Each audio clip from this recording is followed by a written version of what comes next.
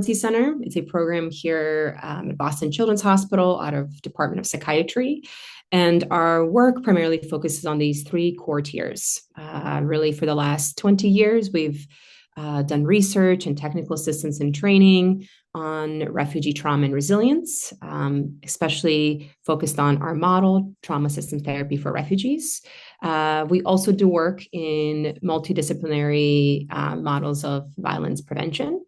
And we have several initiatives in global mental health. If you're interested more in our work, feel free to visit our website. Before we get started on this topic today, we wanted to just start with some webinar norms. As Jenny just noted, this session will be recorded for those who wish to revisit the content.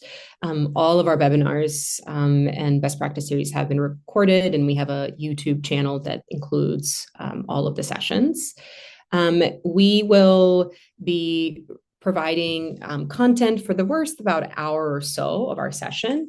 And then in the meantime, though, we invite you to put your questions in the chat, and then we will protect the last 20 minutes or so to discussion as a group. So we'll be, Jenny knows that we'll be watching the chat closely. So feel free as you are listening in today to ask your questions and comments. We will also share some resources throughout our session today, and we will include a QR code at the end for you to access those resources if you're interested. And then finally, it's important to note that this discussion today and really this webinar series may bring up strong reactions or personal experiences for some of us here. Therefore, we encourage you to take care of yourself in whatever means that has for you as you are joining in today. Okay, so now when we think about this work and setting the stage for really the focus of the series, we recognize today, more than really ever, many in our communities are living with unprecedented uncertainty, particularly thinking about our immigrant and refugee children, families, and broader communities. When we think about uncertainty as part of this discussion today and the future sessions, we're really thinking about uncertainty as not knowing if, when, or how things will change in one's life. Ongoing certainty, as we'll discuss today, keeps the stress system activated, meaning it shapes how brains and bodies respond in the moment. And the series then is really focused on understanding, sustaining, and responding together in times of uncertainty. This is part of a three-part series. Today, we'll start by talking about how children and youth respond in times of uncertainty. Then we'll gather again in May 12th, to talk about how providers support children and youth in times of uncertainty. And then our final session will be on June 16th, where we will talk about how we all come together to support collective action, community resilience, and psychological safety. And as I shared at the end, there will be a QR code where if you're interested, you will be able to sign up for the future sessions as well. As noted, today is part one of this three-part series. And the goal of today's session is really to discuss these four core learning objectives. We'll start by thinking a little bit about what are some common sources of uncertainty currently for immigrant and refugee children and families. From there, we'll talk a little bit about how this ongoing uncertainty may show up in the body, in kids' behaviors, learning, relationship, and contexts. And then from there, we'll talk a little about caregivers and what is the role of caregivers in supporting youth in times of uncertainty.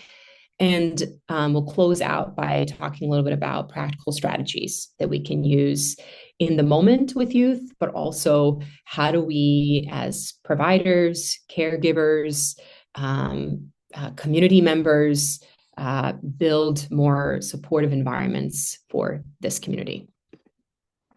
Okay, so let's get started by talking a little bit about what are some common sources of uncertainty when thinking about immigrant refugee children in the US. It's important to note that there are many terms that are used to describe immigrant refugees in the US and really abroad. And it's important to note that these terms really carry significant legal, political, and social meaning. And immigration status, as we know, can have direct impact on people's rights, benefits, and resources that they can access. And that can include health access, educational access, community resources, and so forth. We also know that these terms, especially in the more recent years, have the power to influence public perception and response, meaning how people understand, support, or respond to immigrant and refugee communities may be directly tied to these different words. So, using the word migrant, legal, illegal, undocumented, and so forth. Therefore, for the purposes of this time and this webinar series, we really like to think about any and all individuals who have experienced involuntary or coerced movement away from their home or home region in order to avoid the effects of armed conflict, situation of generalized violence, violation of human rights, or natural human-made disasters. So this can include really any of that umbrella and terminology we were discussing in the previous slide. And it's also important to know that when we think about this community as experienced forced migration, there's really no single immigration story. Forced displaced youth and families are amazingly resilient, as we know, and have witnessed ourselves in our work with immigrants and refugees. And we equally know that many will suffer the downstream effects of systemic trauma and oppression within our local and broader communities as well. So as we discussed today, it's always important to hold both parts of this narrative and many other aspects of this narrative. To get us started, it's important to kind of root ourselves in, when thinking about development, well-being, mental health of children and youth, it's important to root ourselves in child's ecology, meaning we go back to the Bromford-Bennett ecological systems theory and really note this idea that how kids develop is this really complex interplay between their individual characteristics or their biological makeup that they are born with. And then there is this interplay or this relationship between their family context, their peers, their school context, their community, as well as broader political, social, cultural beliefs, policies, and practices. And of course, these ecologies and this interplay happens across the lifespan. So what a child may experience at an early age versus in middle school or high school may look very different. And of course, across ages and stages, this impact will look different for kids' development and well-being.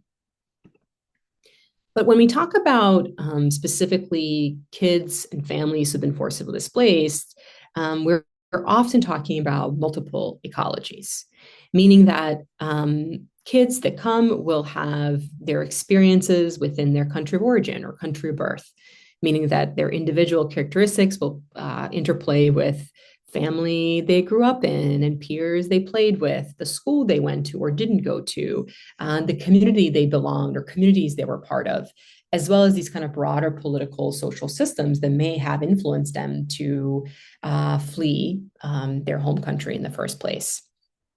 And then for many who are forcibly displaced, there can be these like multiple migration points, meaning that there's a country of origin, then there's the migration journey itself, which may last a day, a week, or it can, for some families, last years, where they live in multiple countries before they arrive to the country of reception, meaning the resettlement context. And in context of our conversation today, we're really talking about the United States and the experience in the United States.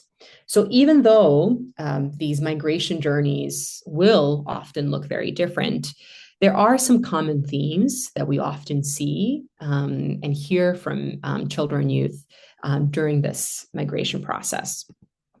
First, we know that every child and family member will experience some level of uprooting and disruption, meaning that initial decision to flee one's home in itself is a moment of uprooting. There's a change that happens.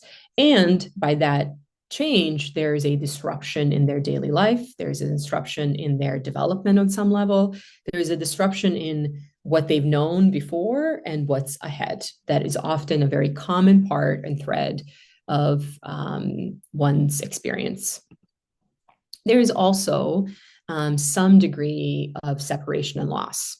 There can be physical separation and loss of family members and loved ones, but also there can be separation from land, from one's culture, separation from a home that you once known. So this separation can look different for different individuals. And loss of land, loss of family members, loss of culture, and so forth. They can often be part of the common experience. The third piece we often note is this idea of cultural bereavement, but also adjustment. Many of those who are displaced will often talk about this idea of living across two different worlds, meaning that inherently by leaving one's country of origin, there is some level of cultural loss that happens, whether it's language, letting go of certain foods that you love, but there is the culture that you once knew will look different in a resettlement context. And there is also this idea of adjustment, meaning that there will be a new culture that one is integrating into and acculturating into that they may be navigating. And then the last piece that we always like to talk about is this idea of uncertainty, that for many of those who have been forcibly displaced, uncertainty is a very common part of their narrative. To leave one's home country and to move somewhere else, there is a level of uncertainty of you don't know what is coming next, today, tomorrow, in your future. But equally with that uncertainty comes hope. Individuals leave with the hope of a better life, better sense of safety, education for their families, access to medical care, more stable life, and so forth. So this presence of hope is often a very familiar piece of one's theme, that there is some degree of hope as they come into their new community. So these are some what we know as common experiences of immigrant refugees or forcibly displaced communities as they resettle into a new context and place. Now let's talk a little bit about what does uncertainty look like in the United States today, in the present moment where we are. And actually, the Kaiser Family Foundation and New York Times did a survey. In fact, they did 3 series of surveys in 2023, 2024, and 2025, where they interviewed and did focus groups with about 3,300 immigrants across the US to better understand their current experiences of living here. So we just wanted to share with you some of the data that highlights current experiences of immigrants that are further compounded, of course, by the previous slide. First and foremost, many immigrants noted that fear is widespread and increasing. About 4 in 10 immigrants worry that they or family member could be detained or deported. This has risen sharply since 2023, with rates as high as 75% among likely undocumented immigrants. Another theme that came up is uncertainty extends beyond legal status, meaning that roughly 4 in 10 worry about status being revoked, families or worry about family separation or deportation. They also reported that children are directly impacted. About 1 in 4 immigrant parents reports their children are worried something bad could happen to their family because of immigration status. Another theme that came up is change in daily life due to fear. Many immigrants report avoiding activities like seeking help, traveling, interacting with systems due to concerns about immigration consequences. And we've seen some of this with cancellation of appointments, whether it's medical care, resettlement services, and so forth. Immigrants also reported impact on their livelihood. Over half of immigrants' parents report difficulty paying for basic needs like housing, food, and healthcare. I know here in Boston, where we reside, housing is one of the greatest stressors for newly arrived families. And lastly, immigrants also have reported impact on their health and well-being. Around 4 in 10 immigrants report negative health impacts from immigration-related stress, which effects have also been seen in children, which we'll talk about today. So we can see that in addition to the migration journey and the common themes that immigrants experience, there has been, of course, these compounded stressors that we've really witnessed in the last several years. Now, let's talk a little bit about what youth are telling us that I think in many ways reflects on what we've just seen on the previous slide. So these are just some quotes from young people that I have worked with. They have shared really in the last 6 months or so. So one young person said, "I've been working toward college for years, but now that my status changed, I don't know what, if any, of it matters." So you can see this question around what do I do next? And this uncertainty and even feelings of hopelessness in some extent. Another young person shared, "My mom told me we might have to move because we can't afford rent. I'm trying not to think about leaving my school right before graduation." So you can see how need to attend to basic needs is then impacting the day-to-day rhythm, engagement in communities, and even where one goes to school. Another young person said, "Since my dad was taken, I feel like I have to be the one holding everything together. It's hard to focus on school when I don't know how we're going to get by." We can see how impact on changes in family structure can have a profound impact on response, not only the emotional toll, but also on the family responsibilities. And finally, this young person said, "People say just go back, but there's nothing to go back to anymore. My home isn't really there, and it's not fully here either." So this questioning of I can return to my home country because it's unsafe for me to be there, and the place I'm in right now feels very uncertain. So this instability of what is home can feel very real. Now that we've talked a little bit about what does uncertainty look like in immigrant refugee youth, let's talk now about how do we see this showing up in youth's mental health, behavior, and learning. We'll start by talking a little bit about stress. We know that stress is a normal and adaptive response that really arises from interaction of the person and their environment, just kind of like those ecologies and the circles we talked about earlier. However, we know that it's not just the occurrence of stress that impacts one, but it is whether the stress is ongoing, unpredictable, and unresolved that can really exacerbate one's symptoms.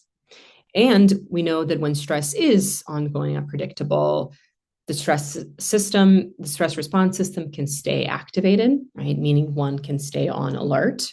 We also know that the brain becomes more sensitive to threat and is more hypervigilant to that. The body remains in survival mode, so it can impact our body as well. And we know that it can have a profound impact on one's learning and self-regulation, which means that we're going to see then impact in classrooms and school engagement overall among children and youth. As we said previously, while we know that ongoing uncertainty is a common and significant stressor for many forcibly displaced communities, current events, as we just noted from the survey we discussed, and changing policies can further intensify stress, which may, for some, impact their difficulty to assess real or perceived danger. Do I stay home or do I go to school? Is it safe for me to go to school? Is it safe for me to go see my primary care provider and so forth? As we've seen in some of the youth quotes, it can impact one's sense of feeling powerlessness or loss of control, feeling like I'm not sure what power I have to change my current circumstances or situation. As we've seen some youth share, it can impact one feeling of hopelessness about the present moment, but also about their future. It can intensify feelings of grief and loss, especially I've heard young people talk about what I thought my future would be versus what it is. and how do you negotiate with that understanding for yourself, or even what I thought this country could be for me and what it is today. And we also can see an increase in trauma-related responses. So regression in behaviors and somatic symptoms and so forth. These responses may show up both in the body, but also we can see mind, relationships, one sense of identity and purpose, just like, again, we saw in some of the youth quotes in previous slides. So let's talk a little bit now about how these prolonged moments of uncertainty can shape kids across development. In elementary age youth or children, we often see more kind of behavioral responses, meaning we can see increasing clinginess, maybe with a caregiver or even a supportive adult at school or other places of community, or increase in separation anxiety. We can see increase in frequent worries about safety, somatic complaints, as I just shared, stomach aches, headaches, body aches, difficulty with sleeping, appetite or routine changes, and we can see regression or younger behaviors in kids. In middle school children, we can see sense of heightened worry or self-consciousness, worry about what's going to happen, but also worry about themselves. We can also see really increase in irritability or mood swings, just feeling on edge, or kids feeling like 1 second I'm okay, and the next second things feel out of control. We can see increase in peer conflict, or withdrawal, meaning withdrawing from activities and peers and things that they once used to like to do. Child used to go to basketball after school every day, now stops going to basketball. We can also see avoidance of school or responsibilities, avoidance of completing work, but also attending classes, or attending to things day to day, really, really common. And we can see this feeling on edge, and that's what I was mentioning earlier around this idea of hypervigilance, or really difficulty being able to kind of relax your body in the moment. For high schools, we see more, while we see some of the behavior and the mood, we see more focus sometimes on meaning making and purpose. As we think about high schoolers, so much of their kind of sense of self-perception is, where am I today and where am I going in the future? So we see lots of future-oriented worries. As you saw in that first quote, I thought I was going to college. I thought I had this all figured out. But what happens now? What does this mean for my future? Or how am I able to get a job now and help my family? I've heard a lot of youth talk about the sense of irritability, frustration, or anger. And often, at least my experience, but curious from others, they have a hard time even connecting it to what they are frustrated about or irritable about. But they just constantly feel on the edge and quote unquote, everything gets on my nerves, but not able to really connect to what these feelings may be related to for them. I've heard a lot of youth talk about this feeling of hopelessness. So what's the point? If I don't have a clear pathway for what's ahead for me, then what's the point of even trying? Why should I go to classes? Why should I continue to work hard if really none of this matters anyway? So these feelings of hopelessness are very prevailing. We can also see experiences of withdrawal or loss of interest, as we've talked about in younger groups as well. So withdrawal or loss of interest in activities or things that they like to do, going more inward. And often, as we know, when we are feeling overwhelmed or uncertain around the world around us, we often go inward. So I've heard young people talk about, they stop hanging out with their friends, or they're not going out as much. And again, there can be also very real fear of why they're not going out as much. So it's important to kind of really get a better sense and assess how they're experiencing this. As I noted previously, and we saw in one of the youth quotes, there can also be increased responsibility for family. If family is getting separated, or changes in employment in the current moment, there can be increased responsibility from children and youth to support their caregivers. And with youth, we can also see potentially increase in risk taking or behaviors or over functioning in other ways to try to regain some sense of control in a moment that can feel so uncertain and so out of control for so many. What's important to note about all of these behaviors that we just discussed is that we look to them beyond kind of the individual themselves, meaning that these responses are not problems in themselves, but really just adaptive reactions to ongoing stress. All of these examples we gave are different ways that, as I was just saying, that young person may be trying to regain control in a moment that feels so out of control. However, it's also important to note that over time, these responses or behaviors can become maladaptive if the stress persists or intensifies, or if there are no supports provided along the way or interventions. So it's important to note that, kids are experiencing levels of unsafety and uncertainty in unprecedented matter.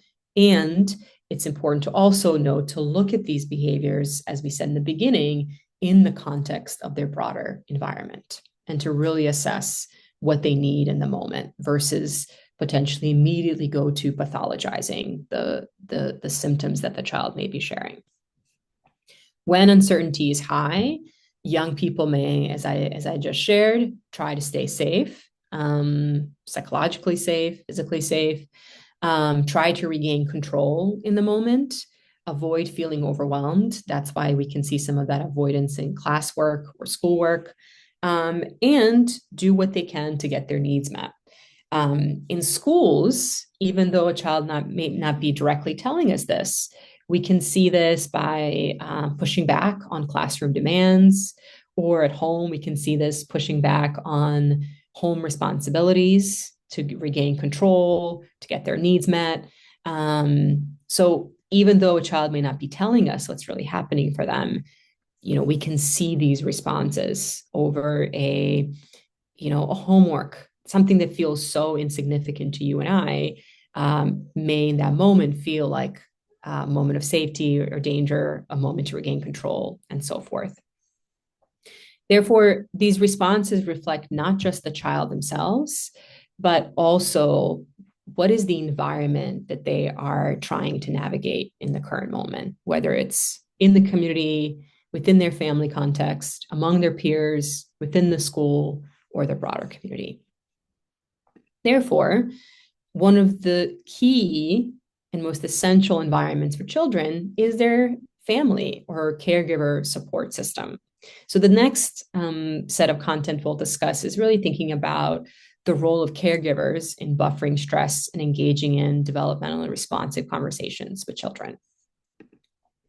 First, it's important to note that caregivers, of course, play a critical role in how young people experience and respond to stress. We don't have all the answers, and that's okay.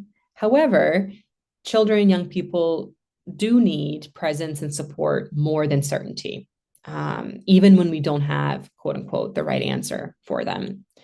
We also know as caregivers that our responses, of course, are shaped by our own culture and upbringing.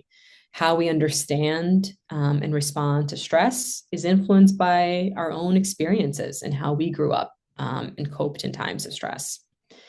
Or even how we think about parenting and role as a caregiver or a parent.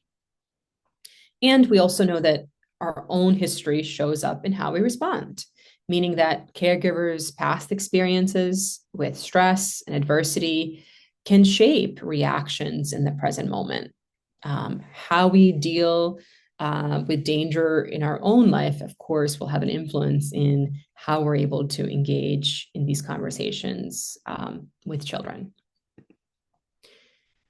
Many immigrants, caregivers, are supporting children while navigating their own uncertainty, which is, I think, a really important and a unique component of this conversation today, meaning that they are often holding dual roles. They're thinking about how they show up for their child or children, but also how they themselves are navigating all of the uncertainties that we were discussing previously.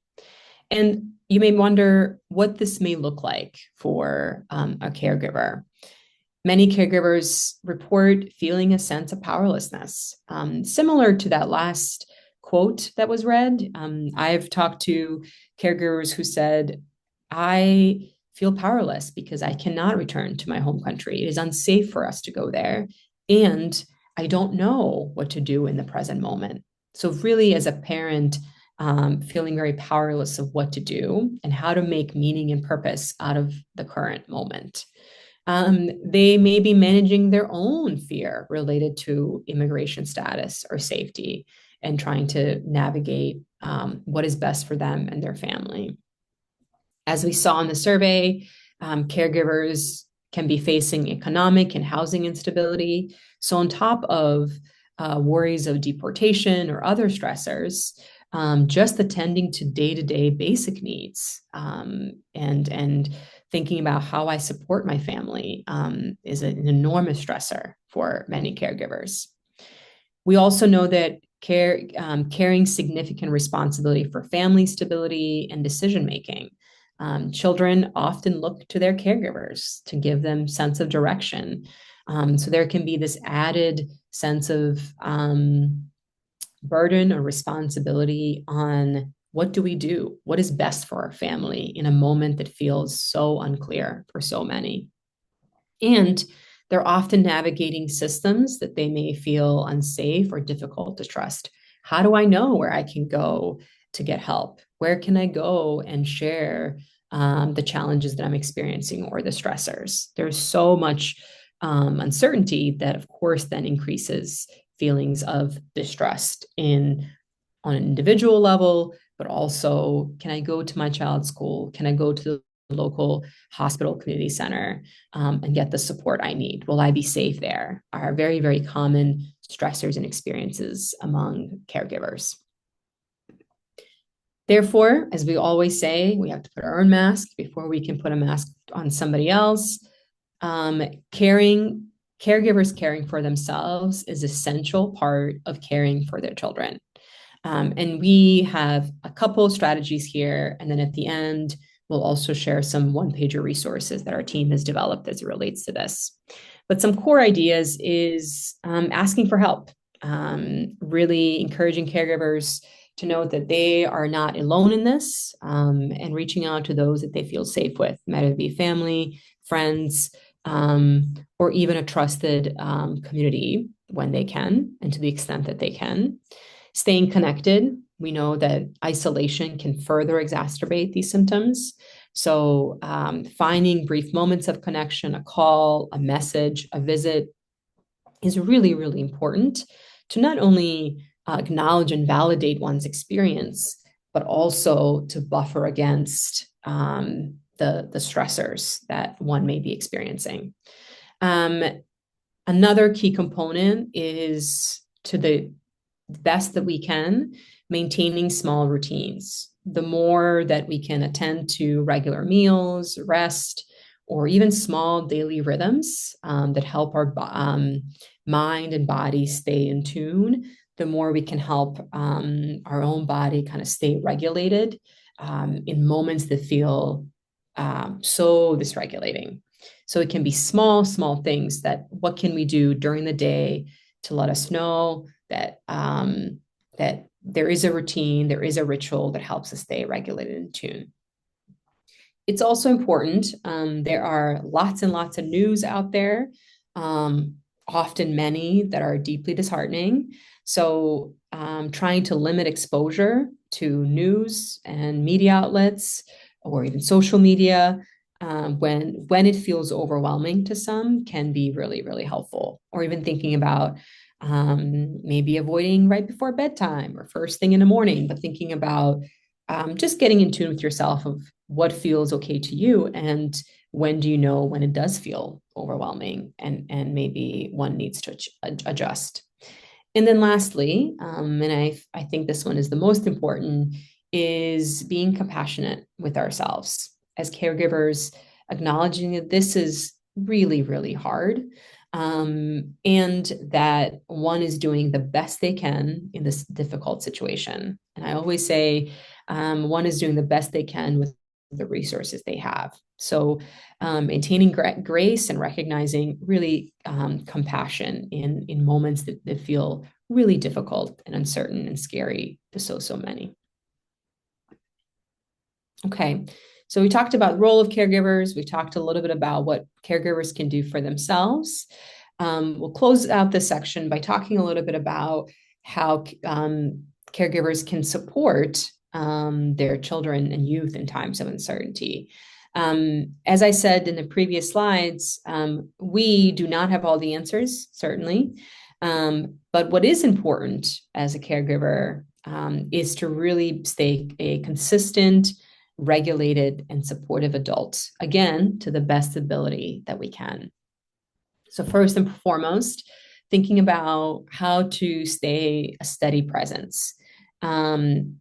Routines, so keeping routines as much as possible, meal times together, bedtimes, regular schooling, even small routines can help children feel safe. The more that we are doing things that we are familiar with, the more that we feel like we're in control, we know what's coming, and that in itself can help calm down our nervous system. It's also important to acknowledge feelings. And things like, I can see this feels scary and confusing, can be a really powerful way of validating one's experiencing and acknowledging that this is hard, even if, as I just shared, we may not have the answers to all the questions, but just acknowledging and naming feelings can be a really powerful tool by not only acknowledging, but also teaching kids vocabulary about what's really happening for them. It's also important as much as we can, and I know this will look different across different cultural communities, but really following your child's lead, meaning not making assumptions around what they think or what they do know or not know, but really answer questions they ask, no more or less, right? Try to stay within what they're grappling with and what they're trying to better understand. Let them know they can come back anytime, and that this conversation doesn't have to be resolved today or tomorrow or the next day.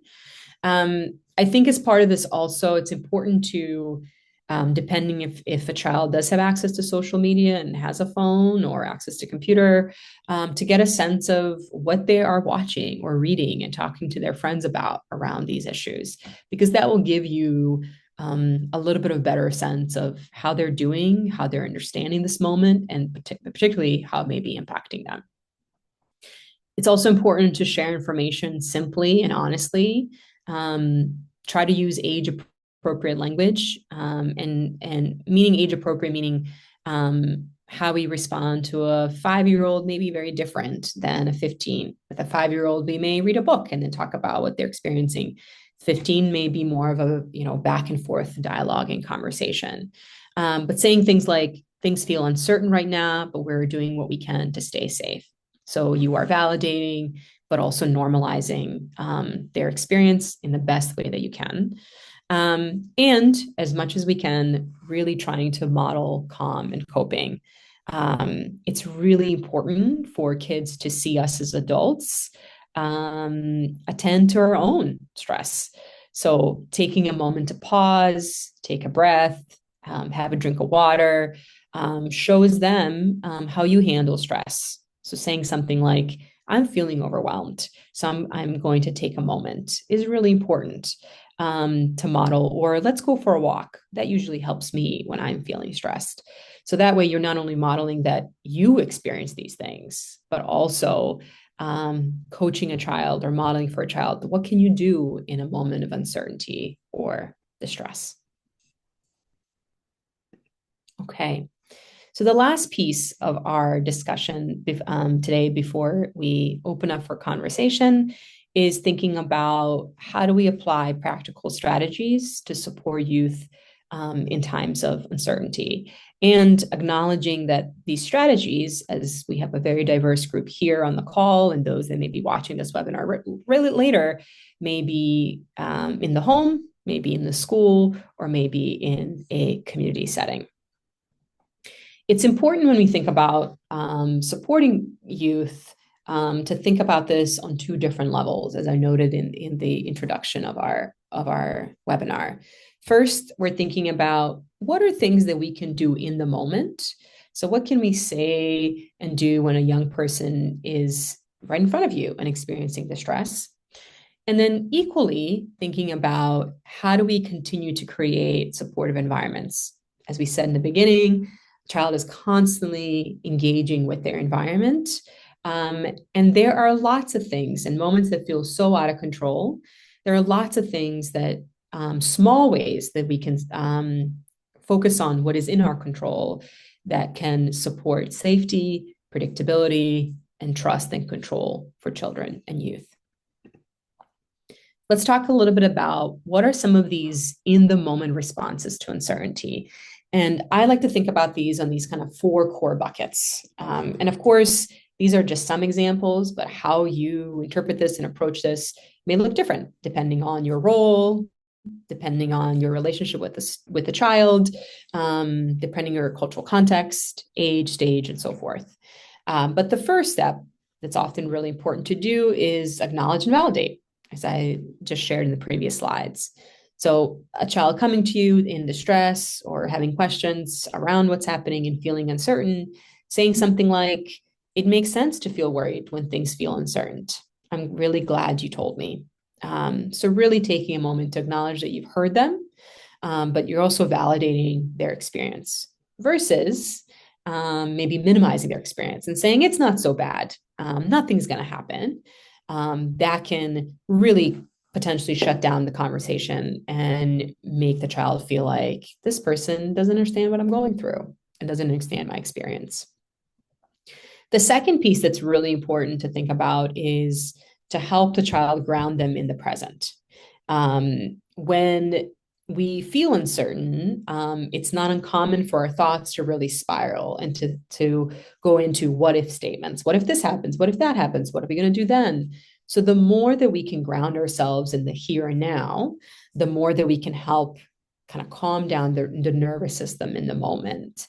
So something like, right now, you are safe here. Or let's focus on what we know today. This can really help us reframe and reconnect to here and now versus thinking about things that have happened in the past or things potentially that may happen in the future. The third piece, and again, this will look really different depending on your role, is offer support. But offer support without overpromising.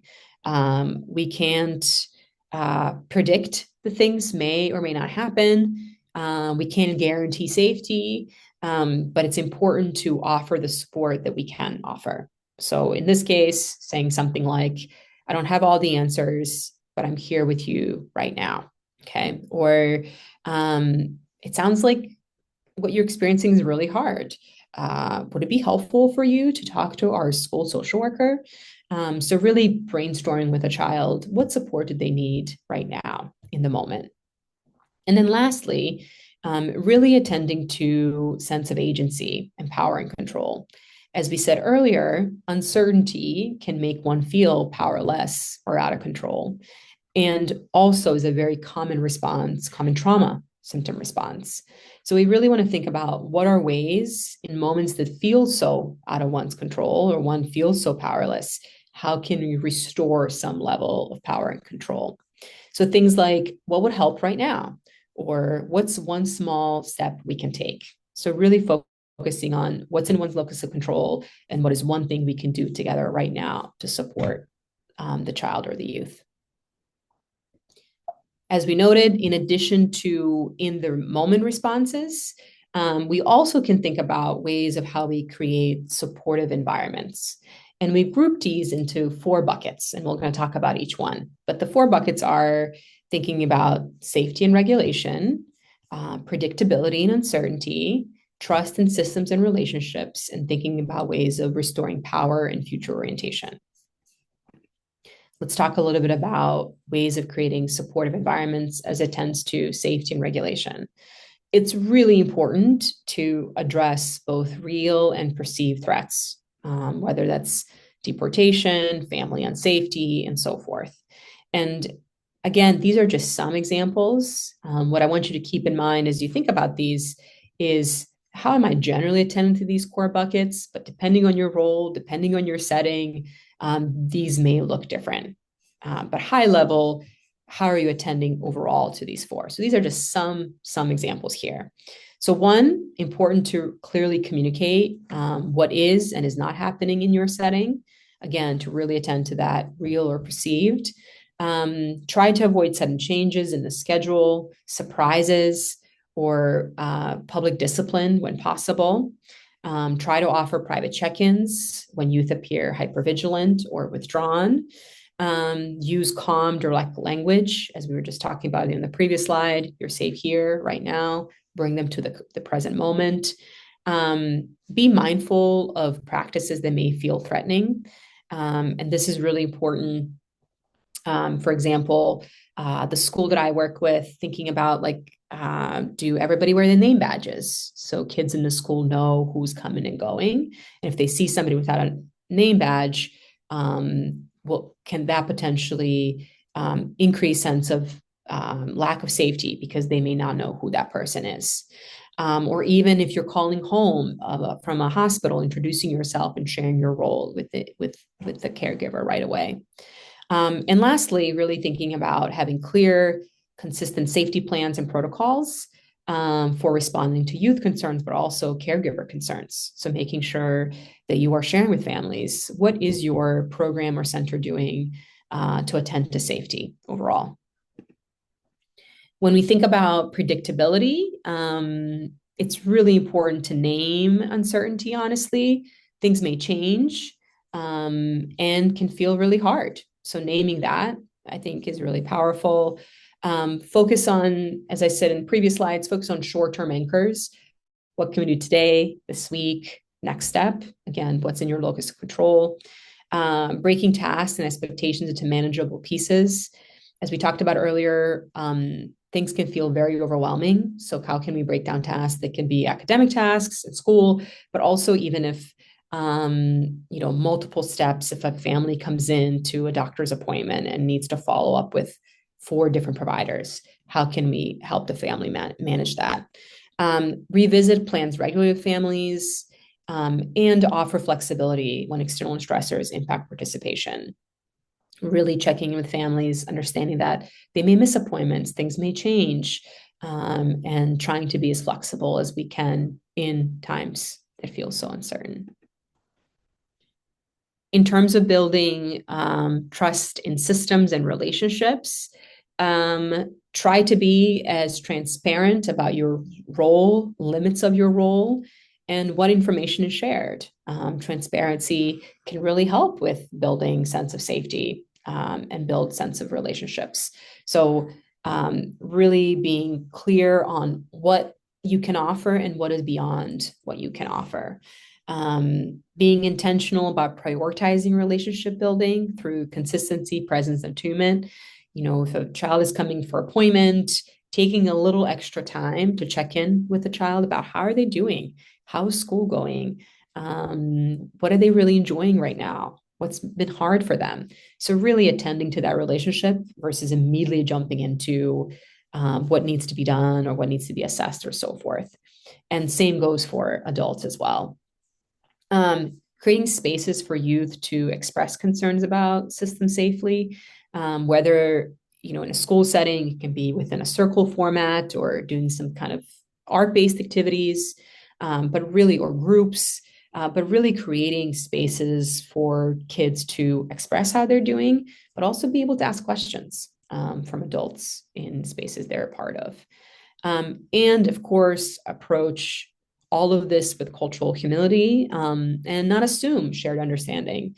Not every forcibly displaced individual will have the same experience. Not every individual will be impacted the same way. So really not assuming going into conversations, but really just asking for understanding as you engage. And then lastly, As we said, sense of power and agency is really important. And as we saw in the previous slides, impact on future orientation. So really thinking about how to address loss of control, disrupted futures, or even role strains within family. Offer meaningful choices, thinking about what can be done and what feels plausible for that individual. For youth, it may be important to really acknowledge the responsibility they may be carrying at home and what implications this has for them in other settings. Validate their future related worries. It makes sense to wonder what is next for you, and really allow them to sit in that and think about the implications of that for them. And equally, really work to help youth identify small, achievable goals. What are some small things they can do right now that can help them think about their not only present moment, but their future? And equally, really working with children and youth to think about what are their strengths, skills, and pathways forward. In moments like this, it can we can easily just go to a very deficit-based approach and think about all the hard things, and there are many hard things as we are noting today. And equally, as we open today, it's important to also name the enormous resources and strengths and skills that each individual immigrant refugee youth bring, but also communities bring together. So really thinking about how we lean on those in times that feel so uncertain and so distressing. Okay, so as we close this hour together today, I would love for you, and before we transition to questions, I would love for you to reflect on these three questions. First, thinking about what is one idea that shifted your thinking or that made you think differently, or even that you were reminded of today. What is one? We talked a lot today about what's in our locus control. And I invite you to think about what is one small change you can make in your own setting or in your own role as you think about supporting immigrant refugee children, youth, and families. And then what support do you need to do this work? This work requires community. So really thinking about on an individual, but maybe on a collective level, what supports are needed. And as you are reflecting on these three questions, I also wanted to note, as I shared previously, this is a QR code for our team here at Trauma Community Resiliency Center, as well as in our partnership with another program within our department called Boston Children's Neighborhood Partnership Program, developed these one-page resources. So we develop resources for immigrant youth to think about how they manage uncertainty. They've been translated in several languages. And as you see here, we've also developed two resources for caregivers for ages 3 to 10, as well 11 to 18, thinking about some of what we've highlighted today around as a caregiver, how do you support yourself, but how do you also support your child? So feel free to visit our resource page. You can, again, click on this QR code. And if you have a hard time accessing it, please let us know. But we hope that you share this far and wide, and it can be used as part of a resource that you hand to families who may be coming in and are experiencing challenges to provide some tools. Or I've used it as a point of dialogue and conversation with a youth member to say, let's see how some of these things are impacting you, and think about not only some of the symptoms they're experiencing, but also what may be some helpful strategies in the moment. So feel free to use this and share with others. And then lastly, before we transition to questions, as I said, this is part one of our three-part series. Our next training will be on May 12th at the same time.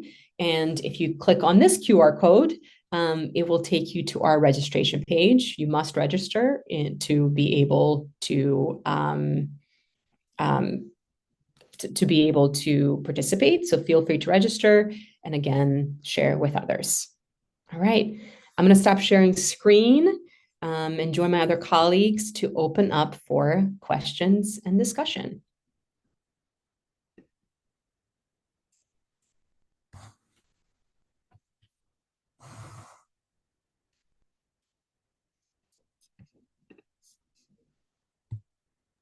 Oh, Jenny, you're muted. Sorry. Yep. I'm going to go ahead and stop the recording.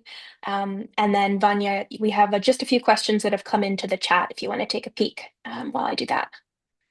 Okay, great.